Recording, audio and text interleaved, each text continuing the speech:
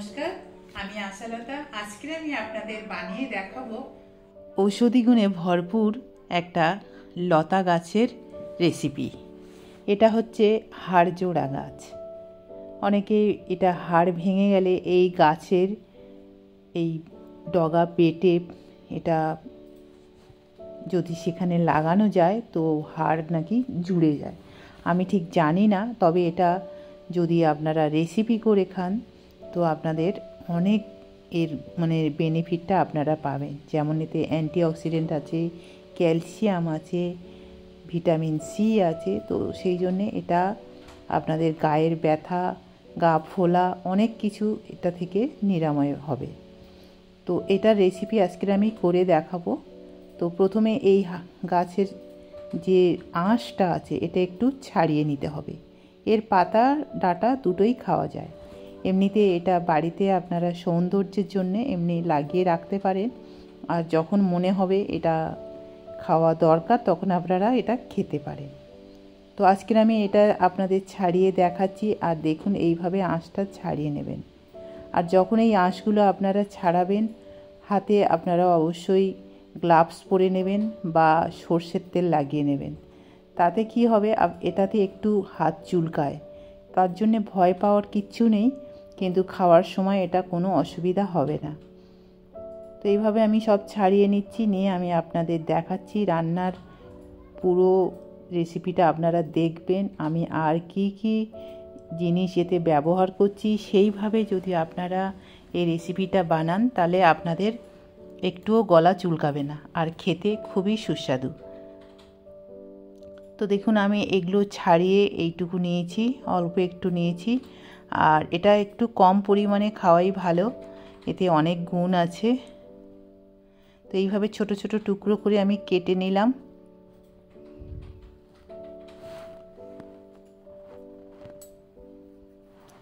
এবারে এটা আমি একবার ধুয়ে নিচ্ছি, যদিও আপনারা একবার প্রথমে ধুয়ে নিয়ে এটা কাটতে পারেন, আমি আবার একবার ধুয়ে নিচ্ছি। এটার অনেক গুণ আছে, আগে কিন্তু আমি অত জানতাম না, এখন জেনে যাওয়ার পরে আমি এটা ব্যবহার করছি, আর এটা খেতে সত্যি অসাধারণ লাগে।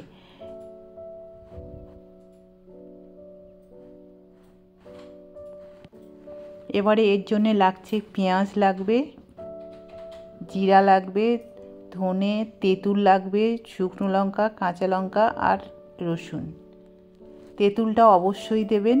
আর এবারে আমি দিয়ে দিচ্ছি সর্ষের তেল, দিয়ে দিচ্ছি ফোড়নে একটু সর্ষে। এবার ফোড়নটা যখন গরম হয়ে যাবে, চড়বড় করে আওয়াজ হবে, তখন পেঁয়াজ দিয়ে তখন এই হাড়জোড়া গাছটা দিয়ে দিলাম, গাছের টুকরোগুলো দিয়ে দিলাম, দিয়ে ভালো করে তেলে একটু ভেজে নেব আমি, যাতে ওর ভিতরে যে জলীয় ভাবটা থাকে সেটা যেন একদম শুকিয়ে যায়, না তো গলা চুলকাতে পারে। এবারে সব উপকরণগুলো আমি দিয়ে দেব, যেগুলো রসুন, লঙ্কা, জিরা, ধনে, এগুলো দিয়ে আবার এর সাথে ভেজে ভেজে নেব। তাহলে এটাও ভাজা হয়ে যাবে, আর হাড়জোড়া গাছটাও ভাজা হয়ে যাবে, আর ওর জলীয় ভাবটা অনেক শুকিয়ে যাবে। নুন দিয়ে দিচ্ছি স্বাদ মতো।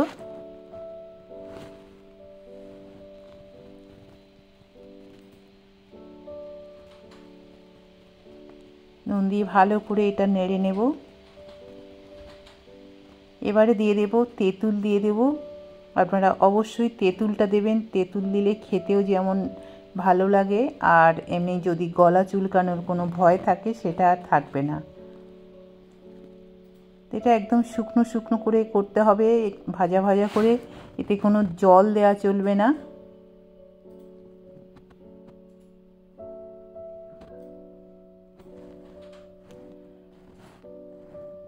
তো এটা আমার হয়ে গেছে, একদম ভাজা ভাজা হয়ে গেছে, খুব সুন্দর হয়ে গেছে, সুন্দর একটা গন্ধও আসছে। এবারে আমি এটা একটা প্লেটের মধ্যে তুলে নিলাম। এবারে একটু ঠান্ডা করে এটা আমি বেটে নেব। এবারে আমি এটা শিলের মধ্যে বাটছি, কেননা এটা শিলে বাটলে অনেকটা ভালো হয়, আর কেননা যদি মিক্সিতে বাটা হয় এতটুকু কম জিনিস বাটতে গেলে ঠিক ভালো মতন এটা পেস্ট হবে না। তো সেই জন্যে শিলে বাটলে এর স্বাদটা কিন্তু অনেকটা ভালো হয়। তো যাই হোক, এটা আমি বেটে নিয়েছি, ব্যাস এটা একদম রেডি।